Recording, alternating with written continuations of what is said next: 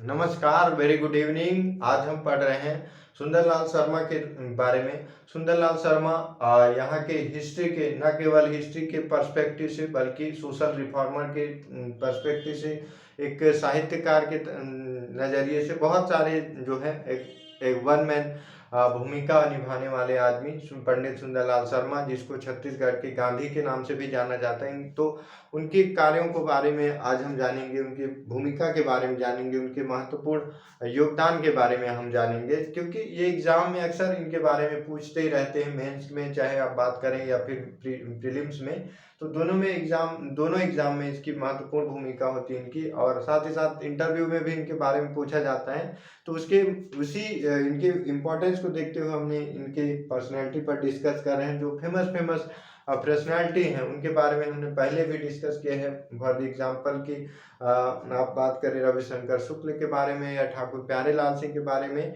तो इन सारे पर्सनैलिटी के बारे में चर्चा करने के लिए हम सीरीज तैयार कर रहे हैं, जिससे हमारी जो है एग्जाम में हेल्पफुल हो सके, न केवल पीटी में, मेंस में, इंटरव्यू में, और एक जनरल नॉलेज के तौर पर। तो आइए शुरुआत करते हैं हमारे आज की सुंदरलाल शर्मा जी के बारे में नॉलेज गेन का। तो पंडित सुंदरलाल शर्मा ये कहाँ से बिलोंग करते हैं? राजिम बालोदा जो है राजिम गरियाबंद से बिलोंग करते हैं। इनका जन्म राजिम में होता है, गरियाबंद में 31 दिसंबर 1881। 31 दिसंबर 1881 को इनका जन्म होता है। और इनके पिताजी का नाम था, इनके पिता थे जियालाल त्रिपाठी। इनके पिता जियालाल त्रिपाठी और माता थी माता देवती और पिता जियालाल त्रिपाठी। वहीं इनकी जो डेथ होती है, इनकी मृत्यु होती है 28 दिसंबर 1940। 28 दिसंबर 1940 को इनकी मृत्यु, और जो है इनका जन्म होता है 21 दिसंबर 1881। एक ही मंथ में, उसी मंथ में जो है जन्म लेते हैं और उसी मंथ में उनकी मृत्यु हो जाती है। एक महत्वपूर्ण इम्पोर्टेंट बात है कि जिस मंथ उन्होंने जन्म लिया और जिस मंथ में वो जन्म लिया था वही मंथ जो है वे डेथ करते हैं।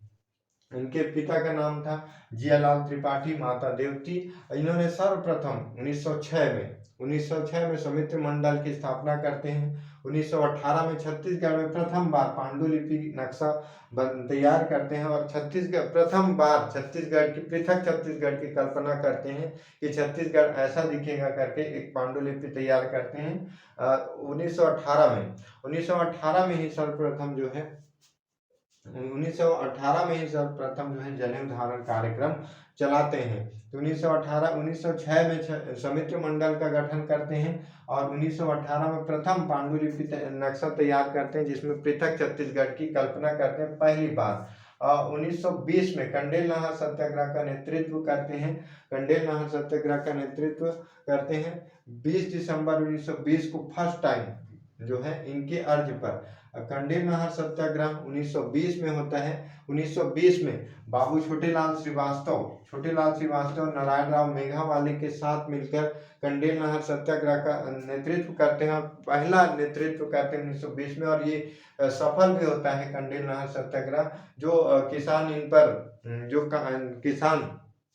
नहर के इस्तेमाल के लिए टैक्स नहीं देने को राजी थे, तो ये चीज़ें जो है अंग्रेजों के सामने रख कर जो है उस चीज़ें जो है मनवा ली जाती है, और वे जो कंडेल नहर सत्याग्रह रहता है सफल हो जाता है। और कंडेल नहर सत्याग्रह की सफलता के बाद ही वे गांधी जी को लेने बिहार चल देते हैं, और 1920 में ही 20 दिसंबर 1920 को गांधी जी को लेके छत्तीसगढ़ आते हैं, रायपुर रेलवे स्टेशन उतरते हैं, और फर्स्ट टाइम छत्तीसगढ़ में गांधी जी का आगमन होता है 20 दिसंबर 1920 को। तो 1918 में पांडुलिपि नक्शा तैयार करते हैं, छत्तीसगढ़ के स्वप्न करता होते हैं, पृथक छत्तीसगढ़ के जनेऊ धारण कार्यक्रम चलाते हैं 1918 में। 1920 में कंडेल नहर सत्याग्रह का नेतृत्व करते हैं, गांधी जी को छत्तीसगढ़ लाने में महत्वपूर्ण भूमिका निभाते हैं।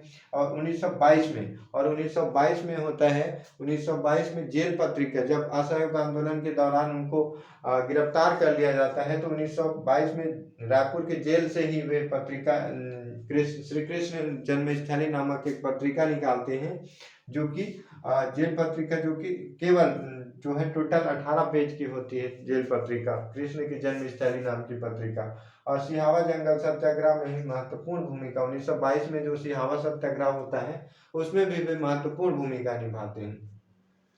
1924 में रायपुर में सतनामी आश्रम की स्थापना करते हैं। 1924-25 में सतनामी आश्रम की स्थापना करते हैं। 1924-25 में 1925 में राज्य में अप्रियता विरोधी आंदोलन चलाए थे। तो इसी कारण गांधी जी से पहले अछूताधार कार्यक्रम चलाने के कारण ही गांधी जी ने इनको अपना गुरु कहा था। और साथ ही इन्होंने जो है 1924 में ऐसे काम किए थे, सोशल रिफॉर्म के काम किए थे। 1924-25 में सतनामी आश्रम की स्थापना और 1925 में राज्य में अप्रियता विरोधी आंदोलन चलवाया था।